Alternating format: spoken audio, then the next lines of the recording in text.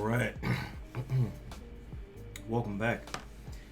Well, we're back on to our regular schedule. If you just watched the video from last week, we are now recording on Sunday, but it's still released Monday, so happy Monday. This will be part 2 of our Going Full-Time series. I may put a pause on it here to find out more and more information from what you guys would like to know from me. But I'm going to lay out, a quick little outline of some more tips and tricks. Not really tricks, but more tips that'll help you be more successful transitioning from a part-time to a full-time endeavor.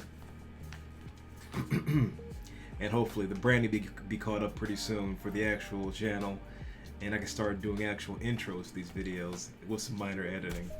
So I want to thank everybody for once again taking their time to check out the videos and the content and give me your feedback. So with that being said, let's jump right into it. We talked last week about the transition from going part-time to full-time and what steps you need to take to be successful.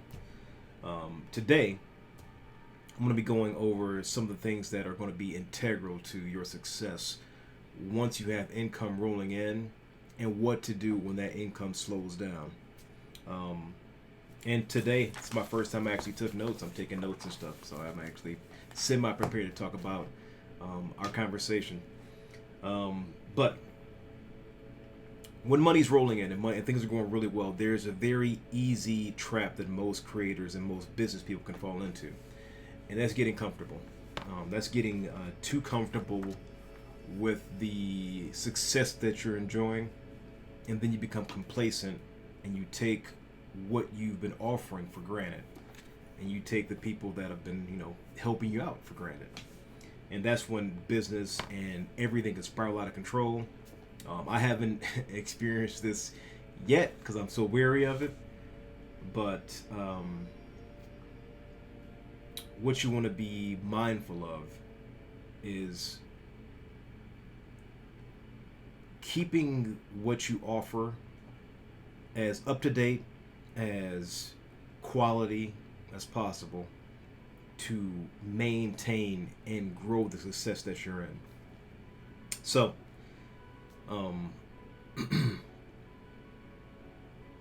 every time I change playlists, I feel like there's always like a different vibe to every single song, and I'm not sure what to expect nowadays. I'm trying out different services, so we'll talk about that later in a different video.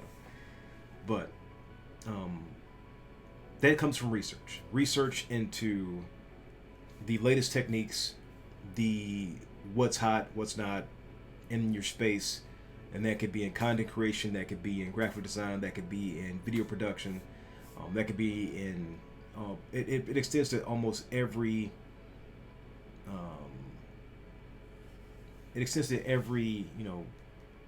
sector of business ownership, of entrepreneurship, and that's something to be mindful of if you want to stay on the cutting edge and to offer your clientele the best you can actually offer. So once you've gone over that, you're maintaining what you do as a creator. What is going on with this music today? It's a chill playlist, but then like some of it's like Tangerine Dream weirdness. I don't know. That's way better. I like this. Okay. You have money coming in. Things you want to be mindful of is now separating your income. Separating your income into different accounts to help maintain for tax purposes. Number one is when you go to buy things for your business, you don't want to buy that on the same account you buy your food from. You don't want to use the same account you pay your rent out of, or your car payment, unless you're using your car for your business. That's another topic altogether. That can be covered by a proper, your CPA. But you want to find a CPA. With PayPal, I use PayPal for a lot of the purchases I make, because I don't use PayPal for my any personal purchases. I use PayPal only to pay for things that I'm going to be using for my business, and that could be in the form of subscriptions to asset sites, Photoshop, Adobe Creative Cloud, plugins, things that would pertain to my business in particular. If I'm streaming a certain game, maybe that game I'm playing for that week, I'll buy that on PayPal to refer to as a write-off for the next year, because I'm using that in my streaming, I'm using that in my business as a graphic designer, and I don't want to have to then go back through, I bought, X, Y, and Z for my home, but it has nothing to do with my business. I can't write that off. So once you separate those payments, and having a PayPal business card makes that a whole lot easier. So when I go to ship things from my store, I have my PayPal card ready. It's a MasterCard. They offer that.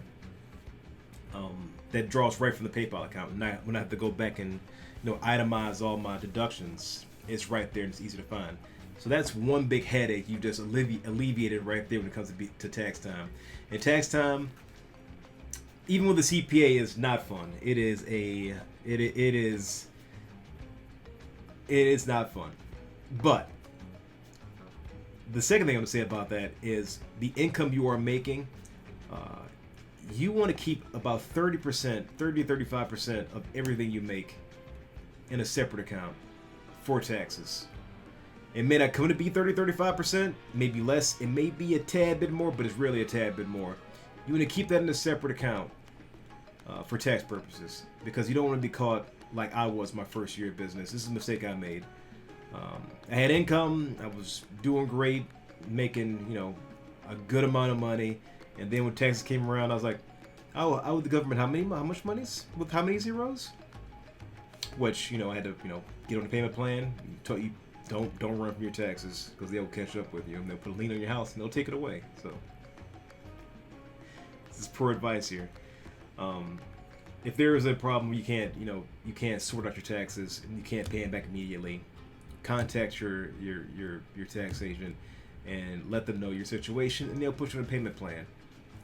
And that'll be your goal, is to get off the payment plan eventually, and then cycle back through, and the next year be prepared for what's going to come, which I did this year. Which I've always stare at the other account looking at it like, that's a lot of money I'm giving the government. But you got to pay your pound of flesh, as they say. So that's my word of warning. You're going full time. You're making money. You're making bank. Be careful. All that money's not yours, unfortunately. But it's better to be prepared. Secondly, I want to go over what to do when when business starts to slow down. Which business, it ebbs and flows. It's not going to be constantly making money hand over fist all the time. And in those moments where you have a little bit of free time and whatever you're doing, it's good to as I've said before, research what you're doing. Research what's hot. Research what people are into and what they need. But also, you want to invest in your own personal projects, your own passion projects, which I discussed before in probably a previous video. As a full-time designer creator, when I have free time, I make things for me, and they're I don't think about them as promotional pieces, but in the end, they become promotional pieces and promotional items.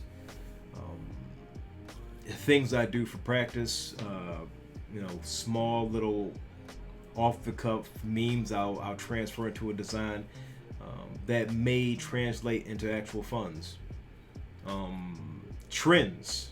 I don't like trend jumping just to trend jump. I like to do trends when they're appealing to me and I find them hilariously. I find them funny. Case in point, where we did I did the Evangelion Bernie Sanders for the Bernie Sanders meme last year that blew up like crazy and was probably stolen I don't know how many times, and reposted a little video about it, about going viral.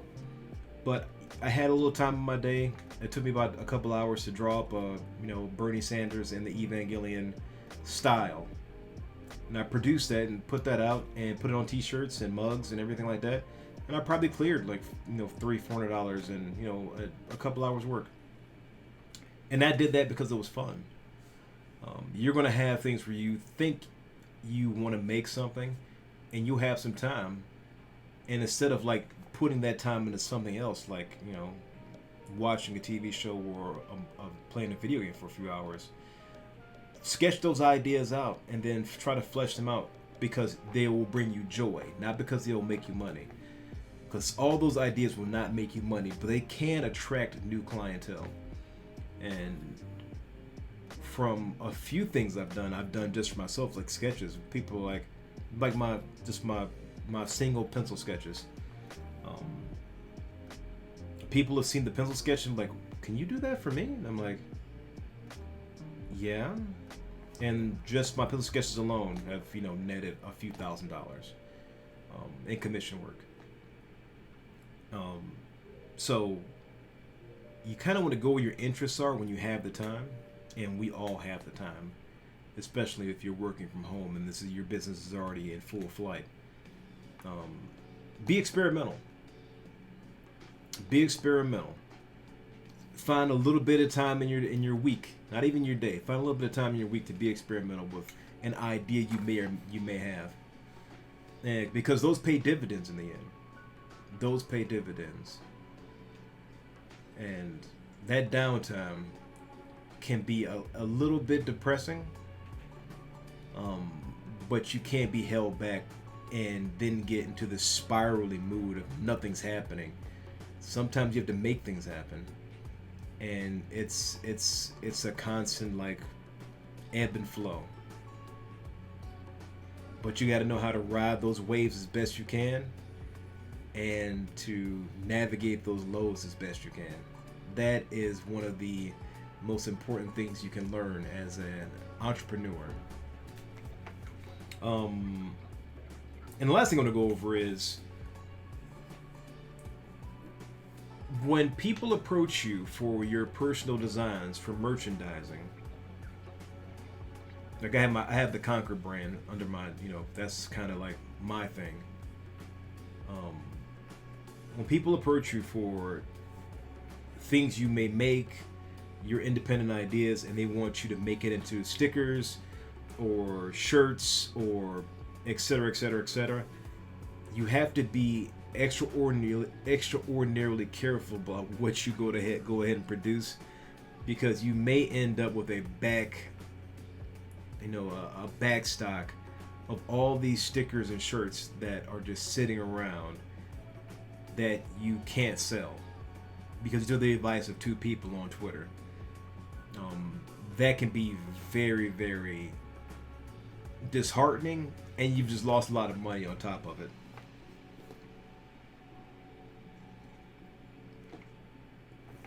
The way I've alleviated this, and this is my advice to a lot of people, is instead of investing in a couple grand worth of material, or when I order hoodies, what happens is this: I'll let people know that I'm going to be producing a hoodie, and I have a threshold of covering my base prices, and if that goes well, I'll produce more.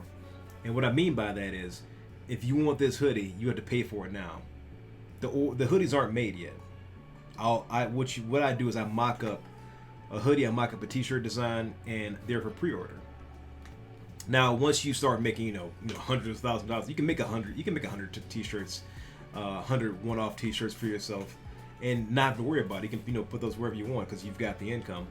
But if you're making $25,000 or $35,000, $500 of stock that's wasted is going to be detrimental to you and your family. So when you do sticker orders, you do just sell them in advance. If the demand is so great, sell them in advance. And if you don't break that threshold of meeting your base price, all you have to do is refund the money. Nothing. I know it might be a little bit easier to sell, and the other option is to sell your t-shirts and designs and print on demand sites like that, like Threadless and Redbubble. That's one way to do things. I personally like having my own branded stuff as a company. And what I mean by branded, when I send out material or people buy things, they get the Conquer brand in the mail. You legitimize your own business through how you treat and how you handle your products, how you handle your clients, and how you handle your advertising. So that's a trap that's a lot of people fall into, and they'll be sitting on 1,000 stickers, and they sold 15. You know, they're out $700 or how much, $700 or how many, you know, how much, you know, that many stickers might cost, may or may not cost. So that's going to be my last word of advice on going full time, and some of the traps and some of the tips that you want to you indulge in as an entrepreneur. I'm going to start watching back my videos now, because I do realize that when I speak, sometimes I may speak way too fast, and I may not enunciate as well as I could, because I get so excited about what I'm talking about. But with that, hope you guys had a great romp through the series. I'm gonna put this series on hold for a bit, and I may revisit it and do everything over again, because as I said before, I'm taking my YouTube a little bit more seriously. I'm gonna start investing a little bit more time, a little bit more effort into it, and probably hiring an editor sometime soon. So something to look forward to, and getting the brand together for the conversation. As you can see, I'm trying on new music, and sometimes it's a little bit funky, but you know, that's an experiment that you got to see live here with me.